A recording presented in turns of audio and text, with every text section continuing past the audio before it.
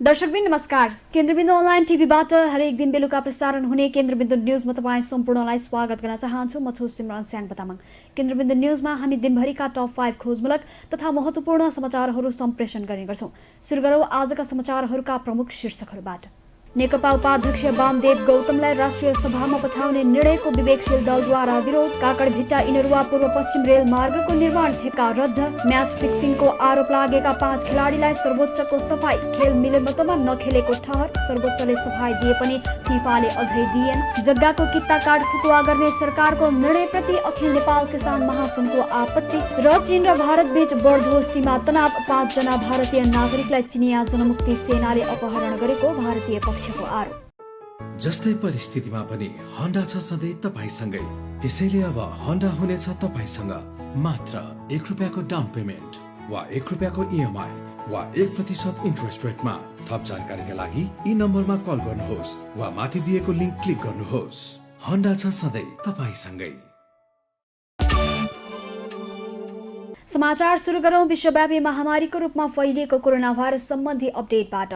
विश्वभर corona virus संक्रमितको संख्या 2,75,12,300 नाघेको छ भने संक्रमणबाट मृत्यु हुनेको संख्या 8,97,200 पुगेको छ। त्यस्तै विश्वभर निको भएर घर फर्किनेको संख्या 1,96,08,100 कटेको छ।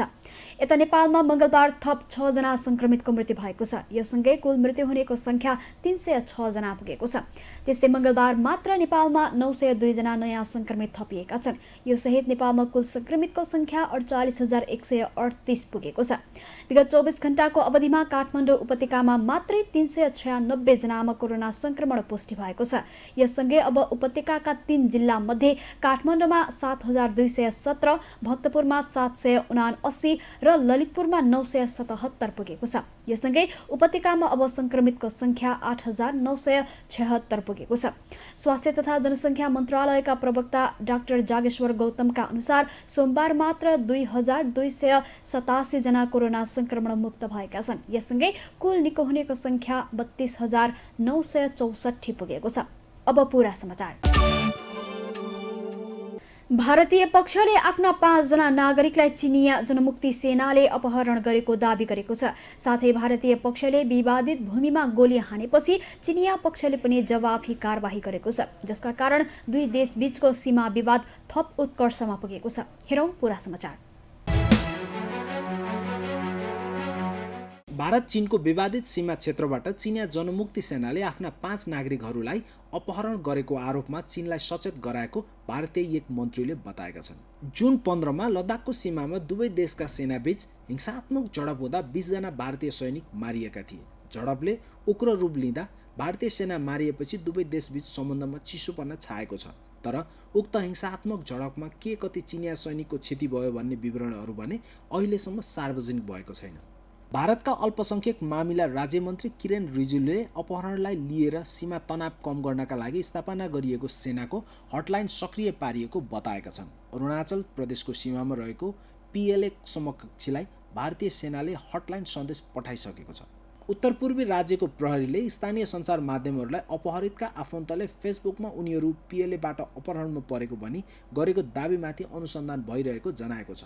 गत शनिबार द अरुणाचल टाइम्सले स्वीकार गरिरहेका अवस्थामा उनीहरूको अपहरणमा परेको समाचार सामग्री प्रकाशित गरेको थियो।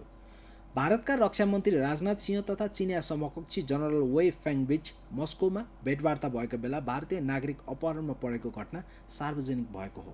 त्यस्तै चीनको जनमुक्ति सेनाले भारतीय सेनाले विवादित हिमाली सीमा क्षेत्रमा चेतावनी स्वरूप गोली चलाएपछि जवाफी कारवाही गरेको छ। तर जवाफी कारवाहीहरूबारे अझै चिनिया सेनाले जवाफ भने दिइसकेको छैन। सोमबार भारतीय फौज 4000 मिटरको उचाइमा रहेको पाङ्गोङ ताल नजिकै रहेको विवादित सीमा क्षेत्रमा प्रवेश गरेको चिनिया सेनाले दावी गरेको छ। चिनिया सेनाका प्रवक्ता वरिष्ठ कर्णेल जाङ सियोलीले विज्ञप्ति जारी गर्दै भनेका छन्, भारतीय सैनिकहरूले भारत चीन सीमाको पश्चिमी भागमा LAC पार गरेका छन् र पाङ्गोङ तालको दक्षिणी किनारको नजिक सेनपाओ पहाडी इलाकामा घुसेका छन्। उनका अनुसार भारतीय सेनाको उक्त कदमले दुई पक्षबीच बनेको सहमतिको गम्भीर उल्लङ्घन गरेको छ। यसले त्यहाँ तनाव बढ्ने भन्दै प्रवक्ताले यसलाई गम्भीर भट्काउपूर्ण कदमको संज्ञा समेत दिएका छन्। जुनसुकै परिस्थितिमा पनि चिनिया सेनाले आफ्नो क्षेत्रको सम्प्रभुताको रक्षा गर्ने उनले चेतावनी दिएका छन्। अब भूमि किता काट सम्बन्धी प्रसङ्ग। जग्गाको किता काट फुकुवा गर्ने सरकारको निर्णयको सत्तारूढ दलकै किसान संगठनले विरोध गरेको छ। विगत 3 वर्षदेखि लगाइएको प्रतिबन्ध गत भदौ 18 गतेदेखि फुकुवा गर्ने निर्णय गरिएको थियो।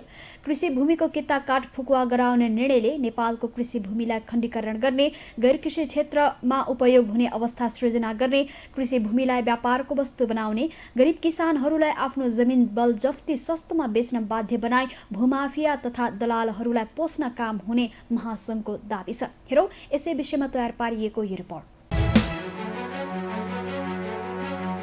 सत्तारूढ दल नेपाल कम्युनिस्ट पार्टी नेकपा निकट अखिल नेपाल किसान महासंघले जग्गाको कित्ता काट फुकुवा गर्ने सरकारको निर्णयको चर्को विरोध गरेको छ। मंगलबार महासंघका संयोजक हरि पराजुली र सहसंयोजक चित्रबहादुर श्रेष्ठले संयुक्त रूपमा विज्ञप्ति जारी गर्दै विरोध गरेका हुन्।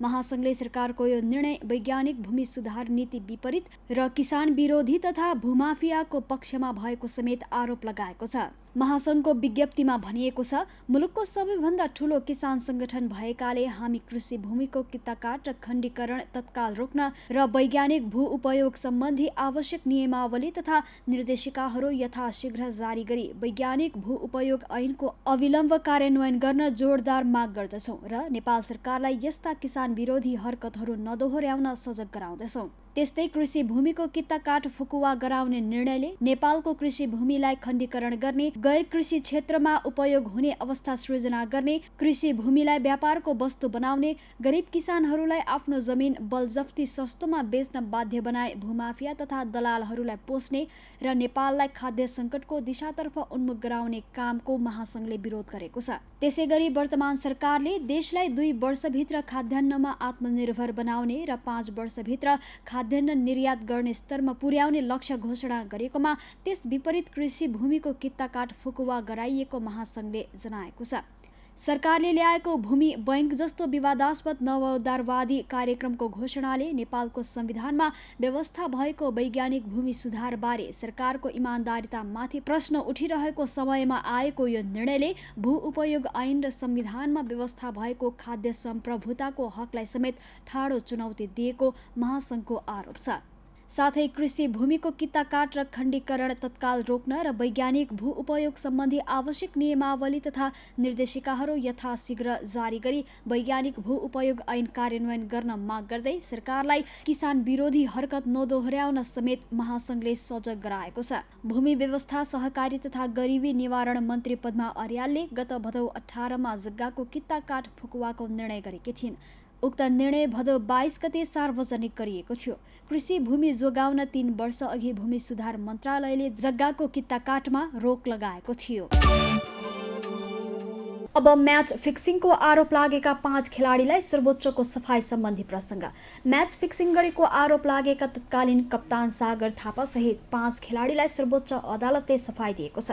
न्यायाधीश द्वय डाक्टर आनन्द मोहन भट्टराई र बमकुमार श्रेष्ठको इजलासले गत असार 2 गते गरेको फैसलाको सोमबार पूर्ण पाठ सार्वजनिक भएको हो।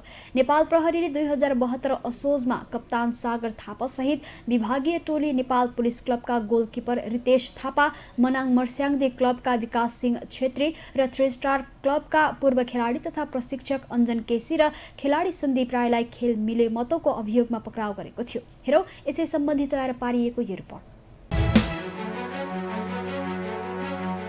म्याच फिक्सिङ गरेको आरोप लागेका तत्कालीन कप्तान सागर थापा सहित 5 खेलाडीलाई सर्वोच्च अदालतले सफाई दिँदै निर्दोष भएको ठहर गरेको छ।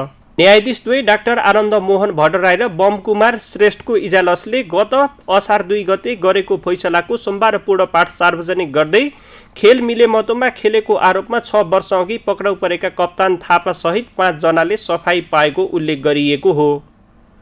आरोपित कसुरबाट सफाई दिने गरी गरेको विशेष अदालतको फैसला मिलेको छ वा छैन र नेपाल सरकारको पुनरावेदनमा जिकिर पुग्न सक्छ वा सक्दैन भन्ने अन्तिम प्रश्नतर्फ हेर्दा संक्षेपमा प्रस्तुत मुद्दामा ती प्रतिवादीले म्याच फिक्सिङको जुन कार्य गरेको भनिएको छ, सर्वोच्च अदालतको पूर्णपाठमा भनिएको छ, सो राष्ट्रको स्वाभिमान, प्रतिष्ठा र समस्त नेपालीको भावनासँग जोडिएको विषय हुँदा अत्यन्त गम्भीर छ। तर त्यति हुँदाहुँदै पनि सो कार्य राज्य विरुद्धको अपराध र सजाय ऐन 2046 को दफा 3 मा वर्णित राष्ट्रिय विप्लवको कसुर नहुँदा दफा 3.1 आकर्षित हुने कसुर हो भन्ने देखिँदैन। विशेष अदालतले 2075 जेठ 24 गते गरेको फैसलालाई सदर गर्दै खेल मिलेमतोमा नखेलेको ठहर सर्वोच्च अदालतले सार्वजनिक गरेको पूर्णपाठमा छ। नेपाल प्रहरीले 2072 असोज 27मा कप्तान सागर थापासहित विभागीय टोली नेपाल पुलिस क्लबका गोलकिपर रितेश थापा, मनाङ मर्स्याङ्दी क्लबका विकास सिंह छेत्री र 3 स्टार क्लबका पूर्व खेलाडी तथा प्रशिक्षक अञ्जन केसी र खेलाडी सन्दीप राईलाई खेल मिलेमतोको अभियोगमा पक्राउ गरेको थियो। खेलाडीहरूमाथि सन् 2008को मर्डेका कप, सन् 2009 को साफ च्याम्पियनसिप र सन् 2011मा मलेसियामा भएको मैत्रीपूर्ण खेल, सन् 2011मा नै फिलिपिन्समा भएको मैत्रीपूर्ण खेल, सन् 2012मा भारतमा भएको नेहरू कप र सन् 2014मा कोरियामा भएको खेलमा मिलेमतो गरेको आरोप लगाइएको थियो।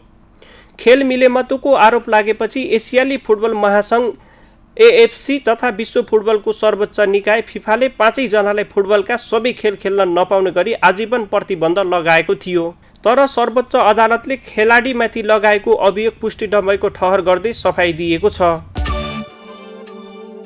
काकडभिट्टा इनरुवा खण्डको रेलमार्गको ट्र्याक बेड निर्माणको 54वटा ठेक्का प्रक्रिया रद्द भएको छ।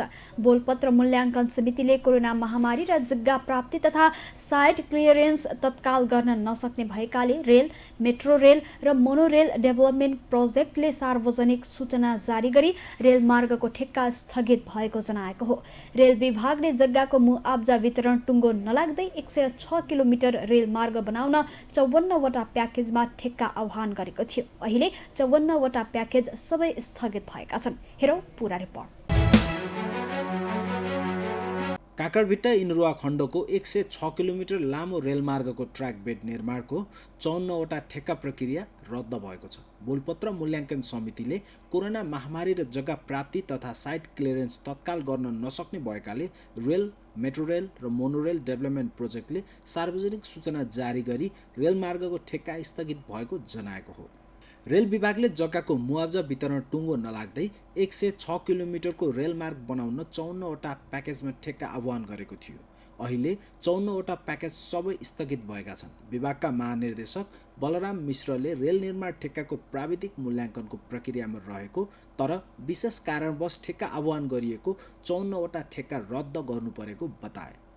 कानुनले पनि सम्झौता हुनुभन्दा पहिले कुनै पनि प्रक्रियामा पुगेर ठेक्का रद्द गर्ने अधिकार महानिर्देशकलाई दिएकाले विशेष कारणवश रद्द गर्नु परेको उनको भनाइ छ। रेल विभागले 18वटा कम्पनीलाई मात्रै सहभागी हुन पाउने गरी 54वटा प्याकेजमध्ये कसलाई कुन ठेक्का दिनेसम्म तय गरेरै औपचारिकताका लागि मात्रै टेन्डर आह्वान गरेको थियो। यसरी जग्गा अधिग्रहण पनि नगरी हतार टेन्डर आह्वान गरिएको भनेर सबैतिरबाट विरोध भएको थियो। पूर्व पश्चिम रेलमार्ग अन्तर्गत लिक पिछ्याउने ट्र्याक बनाउने विभागले 32 अर्बभन्दा बढी लागतमा बोल कबोल आह्वान गरेको थियो। निश्चित ठेकेदारले मात्र पाउने गरी सेटिङमा ठेक्का दिएको थियो। साथै रेलमार्गमा पर्ने जग्गाको मुआब्जा विवाद समेत मिलाउन नसक्दा उक्त ठेक्का विवादमा परेको थियो। रेलको ठेक्काको विषयमा उच्च अदालत पाटनमा मुद्दा समेत परेको छ। उच्च अदालत पाटनले ठेक्का प्रक्रिया अघि बढाउन सक्ने फैसला गरेको थियो। त्यस्तै रेलमार्गबाट प्रभावित हुने जनता पनि आन्दोलित बनेका छन्। 3 सातादेखि सार्वजनिक खरिद अनुगमन कार्यालयको अनलाइन प्रणालीमा समस्या आएकाले ठेक्का मूल्याङ्कन रोकिएको थियो। तर आइतबारदेखि खरिद अनुगमन कार्यालयले सूचना निकालेर आफ्नो वेबसाइट bolpatra.gov.np मा आएको प्राविधिक समस्या समाधान भएको बताएको थियो। रेल विभागले गत असार 14 र 17 मा 2वटा ठेक्का आह्वान गरेको थियो, जसमा 120 भन्दा बढी कम्पनीले आवेदन दिएका थिए। विभागले निर्माण कम्पनीका लागि रेलमार्गमा नै काम गरेको हुनुपर्ने प्रावधान राखेको छ, जसमा नेपालका 18वटा कम्पनीको मात्रै योग्यता पुगेको छ। 1.5 दर्जन बाहेक अरू सबै कम्पनी अयोग्य हुने गरी विभागले रेलमार्ग निर्माणका लागि निकालेको यो तेस्रो ठेक्का हो। दर्शकवृन्द, अब आजको टप 1 न्यूजको पालो। विवेकशील नेपाली दलले राष्ट्रिय सभा सदस्यमा पार्टी उपाध्यक्ष वामदेव गौतमलाई सिफारिस गर्ने नेकपाको निर्णयको विरोध गरेको छ। मंगलबार प्रेस विज्ञप्ति जारी गर्दै विवेकशील दलले उक्त निर्णयको विरोध गरेको हो। गत फागुन 14 गते बसेको नेकपा सचिवालय बैठकले उपाध्यक्ष गौतमलाई राष्ट्रिय सभामा मनोनित गर्ने निर्णय गरेको थियो। पार्टीको उक्त निर्णयलाई अध्यक्ष केपी शर्मा ओलीले गत बिहीबार सदर गरेका थिए। प्रस्तुत छ यसै विषयमा तयार पारिएको यो विशेष रिपोर्ट। विवेकशील नेपाली दलले राष्ट्रिय सभा सदस्यमा पार्टी उपाध्यक्ष वामदेव गौतमलाई सिफारिस गर्ने नेकपाको निर्णयको विरोध गरेको छ। मङ्गलबार प्रेस विज्ञप्ति जारी गर्दै विवेकशील दलले उक्त निर्णयको विरोध गरेको पछिल्लो समय राष्ट्रिय सभालाई प्रत्यक्ष निर्वाचनमा पराजित व्यक्तिहरूको थलो बनाउन लागि विवेकशील दलको आरोप छ। गत फागुन 14 गते बसेको नेकपा सचिवालय बैठकले उपाध्यक्ष गौतमलाई राष्ट्रिय सभामा मनोनित गर्ने निर्णय गरेको थियो। पार्टीको उक्त निर्णयलाई बिहिबार बसेको सचिवालय बैठकमा प्रधानमन्त्री एवं पार्टी अध्यक्ष केपी शर्मा ओलीले सदर गरेका थिए। विवेकशील दलका तर्फबाट बागमती प्रदेश सभा सदस्यले जारी गरेको विज्ञप्तिमा राष्ट्रिय सभामा आफूले सिफारिस गर्ने संवैधानिक व्यवस्थाको मर्म र भावनाबारे गम्भीर ढङ्गले विचार गर्न राष्ट्रपतिलाई समेत आग्रह गरिएको छ। 2074 को प्रतिनिधि सभा निर्वाचनमा बर्दिया क्षेत्र नम्बर 1 बाट उपाध्यक्ष गौतम पराजित भएका थिए। संविधानको भाग 8 धारा 86 को ख बमोजिम राष्ट्रिय सभामा मनोनयन गर्ने नेकपा सचिवालयको निर्णयप्रति विवेकशील नेपाली दलले गम्भीर ध्यानाकर्षण भएको जनाएको छ। विवेकशीलले मन्त्री र उपप्रधानमन्त्रीका रूपमा उपाध्यक्ष गौतम पटक पटक परीक्षण भइसकेको उल्लेख गर्दै भनेको छ, बहुदल कालदेखि मौलाएको र हालसम्म निरन्तरता पाएको सङ्गठित सुन तस्करी, सांसद खरिद बिक्रीदेखि गणतान्त्रिक नेपालमा लोकमान सिंह कार्कीलाई अख्तियार प्रमुख बनाउने प्रकरणसम्म वामदेवको भूमिका सबै नेपाली नागरिकका माझ जगजाहेर नै छ। त्यस्तै गरी प्रतिनिधि सभाको निर्वाचनमा पराजित व्यक्ति सोही कार्यकालमा मन्त्री नियुक्त हुन नसक्ने संवैधानिक व्यवस्था हुँदाहुँदै उपाध्यक्ष गौतमलाई राष्ट्रिय सभामा लैजाने निर्णय गर्नुले कानुनी राज्यको खिल्ली उडाएको विवेकशील दलको दाबी छ। गत फागुन 20 गतेदेखि राष्ट्रिय सभामा 1 सिट रिक्त रहेको छ। नेपालको माथिल्लो सदन अर्थात् राष्ट्रिय सभामा कुल 59 जना सदस्य रहने व्यवस्था गरिएको छ, जसमा 7 प्रदेशबाट 8-8 जना गरी कुल 56 जना सदस्यहरू निर्वाचित भएर आउँछन् भने सरकारको सिफारिसमा बाँकी 3 जनालाई राष्ट्रपतिले मनोनित गर्ने संवैधानिक व्यवस्था छ। सोही व्यवस्था अनुसार रामनारायण बिडारी, बिमला राई पौड्याल र पूर्व अर्थमन्त्री डाक्टर युवराज खतिवडा मनोनित भएका थिए। आफ्नो 2 वर्षे कार्यकाल पूरा गर्दै अर्थमन्त्री खतिवडा बाहिरिएसँगै उपाध्यक्ष गौतमलाई राष्ट्रिय सभामा पठाउन लागिएको हो। राष्ट्रका लागि महत्त्वपूर्ण योगदान पुर्याउने व्यक्तिलाई राष्ट्रिय सभामा मनोनित गर्नुपर्ने कानुनी व्यवस्था भए पनि शक्ति सन्तुलन मिलाउन उपाध्यक्ष गौतमलाई मनोनित गर्ने तयारी भएसँगै सरकार नेकपाको चर्को विरोध भएको छ। यतिन्जेल केन्द्रबिन्दु न्युज हेरेर साथ दिनुभएकोमा तपाईँ सम्पूर्णलाई धेरै धेरै धन्यवाद। भोलि पुनः यही समयमा आउने बाचा गर्दै छुट्याउन चाहन्छौँ। नमस्ते। केन्द्रबिन्दु न्युज हेर्दै गर्नुहोला र नयाँ नयाँ अपडेटका लागि केन्द्रबिन्दु च्यानललाई लाइक, कमेन्ट र सब्सक्राइब गर्नका साथसाथै www.kendrabindu.com पनि हेर्दै गर्नुहोला।